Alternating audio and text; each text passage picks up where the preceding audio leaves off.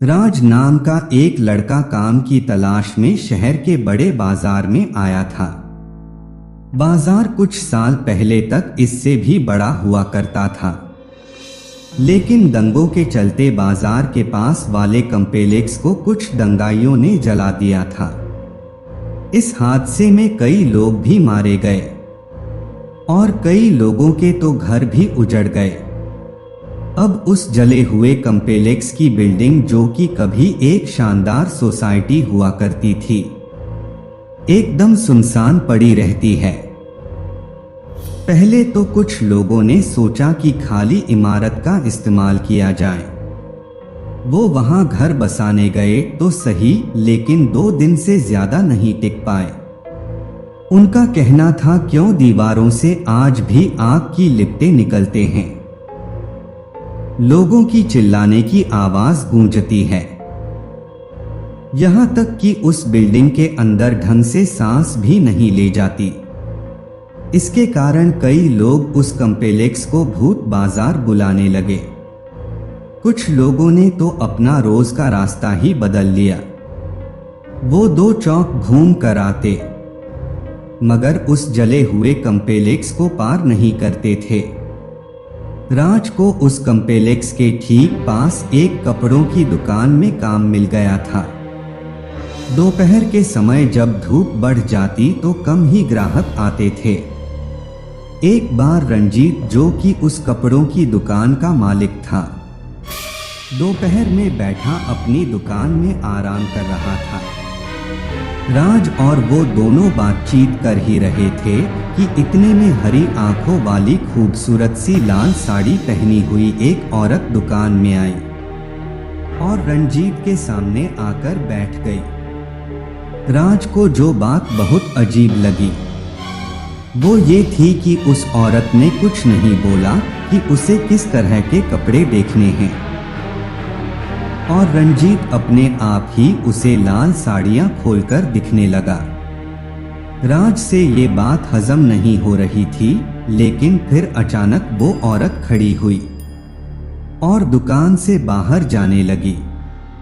रंजीत भी बिना कुछ कहे उठकर उसके पीछे चल दिया।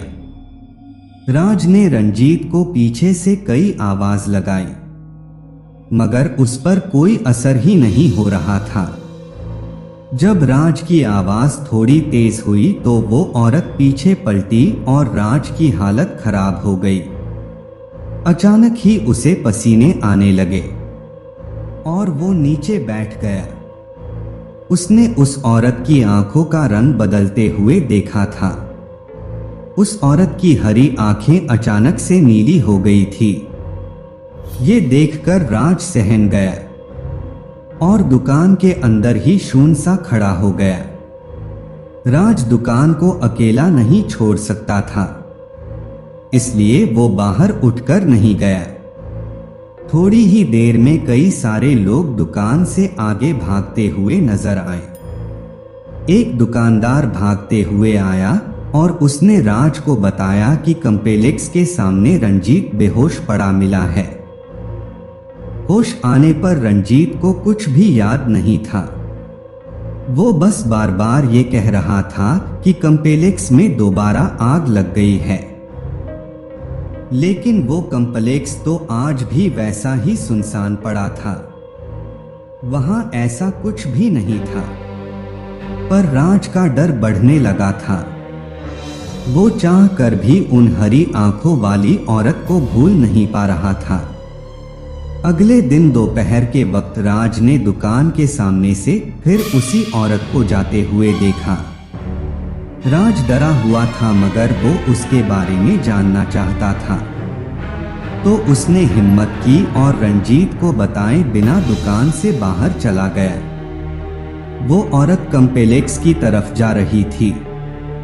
राज ठीक उसके पीछे पीछे चल रहा था, मगर अचानक वो औरत राज की आंखों के सामने से गायब हो गई। राज को लगा कि वो औरत उस कॉम्प्लेक्स के अंदर गई है। महीनों का डर राज को अंदर जाने से रोक रहा था, मगर वो उस औरत के बारे में किसी भी हाल में जानना चाहता था। उसने कॉम्प्लेक्स के दरवाजे की तरफ चलना शुरू किया। चारों तरफ सिर्फ काली दीवारें ही थी। इतनी तेज धूप और रोशनी में भी वो चमक नहीं रही थी, मानो उस कॉम्प्लेक्स में एक अलग सा अंधेरा छाया हुआ था।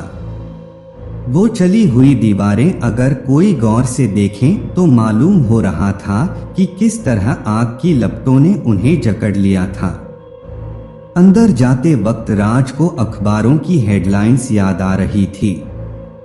लगभग 12 परिवार वहां रहा करते थे, लेकिन सभी बेरहमी से जलकर मरे गए थे। राज फिर भी हिम्मत करके कॉम्प्लेक्स के अंदर आ गया था। कॉम्प्लेक्स की दीवारें जैसे चिक चिक कर बता रही थी कि उस रात वहां क्या हुआ था। हैरत की बात तो ये थी कि राज को अचानक से बहुत ही गर्मी लगने लगी। मौसम जैसी गर्मी नहीं, बल्कि ऐसी जैसे कोई उसे आग की लपटों में झुलसा रहा हो। उससे और आगे चला नहीं जा रहा था।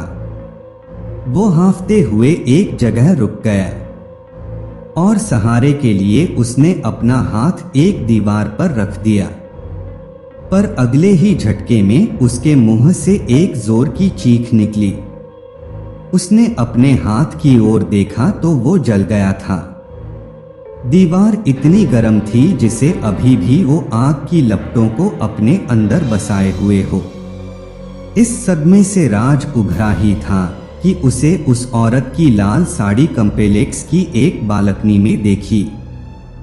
वो औरत और गुस्से में भागा, लेकिन आगे बढ़ते हुए राज को चारों ओर से चीखों की आवाज आने लगी। उसने हर तरफ देखा पर वहां कोई भी नहीं था।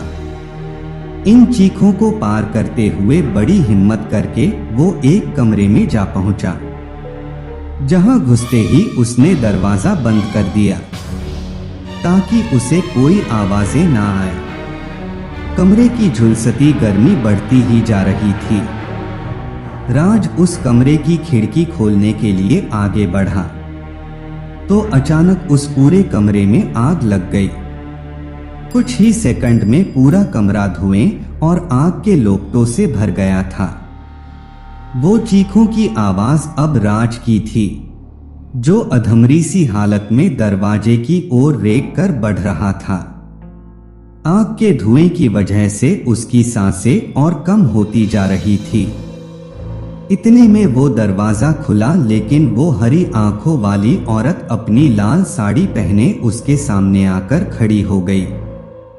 राज ने मदद की गुहार मांगी, मगर उसकी आंखों में भी वही ज्वाला दिख रही थी, मानो वो राज से किसी चीज का बदला ले रही हो। आग की लपटों के बीच में राज चक्कर खाकर गिर पड़ा। जब उसे होश आया तो वो कॉम्प्लेक्स के बीच जो मैदान था वहां पर गिरा पड़ा था। हड़बड़ाते हुए उसने कॉम्प्लेक्स को देखा। अब वो दीवारें एकदम शांत थी। आग का कोई नामो निशान नहीं था। राज फौरन उठा और वहां से भाग निकला। उसने बाहर आते ही लोगों को अपने साथ हुए हादसे के बारे में बताया, तो किसी ने भी उसकी बात पर यकीन नहीं किया, क्योंकि किसी ने भी उस हरी आंखों वाली औरत को नहीं देखा था। यहाँ तक कि दुकान के सीसीटीवी कैमरा तक चेक किए गए पर वो औरत उसमें भी कहीं नहीं मिली। फिर एक रोज एक बूढ़े आदमी ने राज को बताया कि एक हरी आंखों वाली औरत उसी कॉम्प्लेक्स में रहती थी और रंजीत की दुकान की जगह उसी की दुकान हुआ करती थे, लेकिन वो उस कॉम्प्लेक्स में लगी आग में जलकर राख हो गई। राज ये सुनकर दहल गया था। वो तुरंत उस शहर को छोड़कर वापस अपने गांव चला गया। उसे फिर कभी वो औरत दिखाई नहीं दी, पर उस औरत की हरी आंखें और उसे कॉम्प्लेक्स की जलती दीवारों का डर शायद ही वो कभी अपने दिमाग से निकल पाएगा। अगर आपको ये वीडियो अच्छी लगी तो हमारा चैनल सब्सक्राइब करना बिल्कुल मत भूलना।